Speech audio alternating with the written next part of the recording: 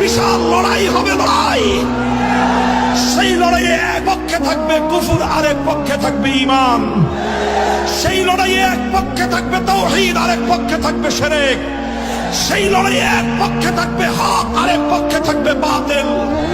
সেই বাতিলের বিপক্ষে, সেই শিরকের বিপক্ষে, সেই কুফরের বিপক্ষে জীবন দিতে হলে জীবন দিয়ে, রক্ত দিতে হলে রক্ত দিয়ে, শাহাদাতের তামান্না নিয়ে আমরণ লড়াইয়ের ময়দানে অবতীর্ণ হতে কারা কারা প্রস্তুত থাকবে ইনশাআল্লাহ?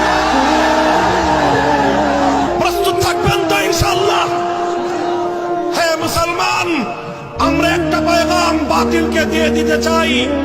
তোমরা আমাদের সম্পদ কেড়ে নাও, তেমন কিছু বলবো না।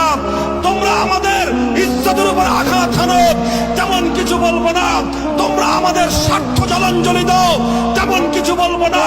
কিন্তু আমাদের ঈমান যদি কেউ কেড়ে নিতে চায়, আমাদের ঈমানের কোন বিষয়ের উপর যদি কেউ হামলা করতে চায়, ঈমানের দুশমনদেরকে এক চুল পরিমাণ ছাড় দেওয়া হবে না।